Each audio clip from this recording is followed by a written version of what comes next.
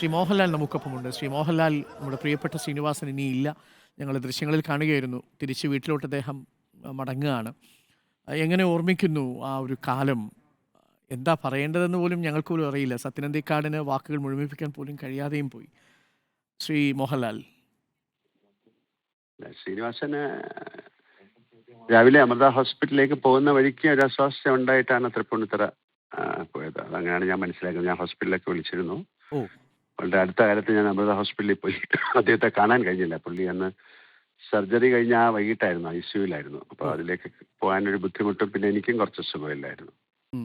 കുറച്ച് അസുഖത്തിലായിരുന്നു. അസുഖം അങ്ങനെയാണല്ലോ. അത് കുറച്ച് ആരോഗ്യം ശ്രീനിയുടെ കുറച്ച് മോശമായിരുന്നു. ഞങ്ങൾ അവസാനം കണ്ട ഞങ്ങളുടെ ഷൂട്ടിംഗ് സ്ഥലത്ത് വന്നിരുന്നു. അല്ലാതൊക്കെ ശ്രീനിയായിട്ട് ഞങ്ങൾ കാണുമായിരുന്നു.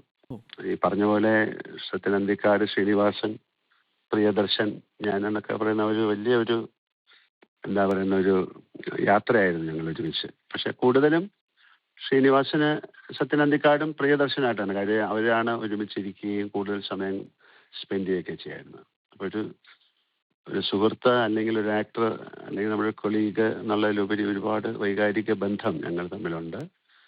അപ്പം അങ്ങ് പറഞ്ഞ പോലെ പെട്ടെന്ന് എന്താണ് ശ്രീനിയെക്കുറിച്ച് പറയാനുള്ളതെന്ന് നമുക്ക് പറയാൻ പറ്റില്ല. അതായത് മലയാളിക്കും കേരളത്തിനും മലയാളത്തെ സ്നേഹിക്കുന്നവർക്കൊക്കെ ഒരുപിടി ഓർക്കാവുന്ന സിനിമകൾ. അതായത് അത് തമാശയാണെന്നൊക്കെ തോന്നുന്നെങ്കിലും അതിൻ്റെ ഉള്ളിൽ വളരെയധികം സർക്കാസ്റ്റിക് ആയിട്ടുള്ള ഒരു ഹ്യൂമറാണ്. സർക്കാസം ഒളിപ്പിച്ചു വെച്ചിട്ടുള്ള ഒരുപാട് സിനിമകൾ, ഞാനായിട്ട് അഭിനയിച്ച സിനിമകളോ അല്ലെങ്കിൽ എനിക്ക് വേണ്ടി എഴുതിയ സിനിമകൾ അല്ലാത്ത സിനിമകൾ പോലും എന്നും എന്നും ഓർക്കാവുന്ന ആ ഒരു ഇറയിലൂടെ സഞ്ചരിക്കാൻ സാധിച്ച ആൾക്കാരാണ് ഞങ്ങൾ.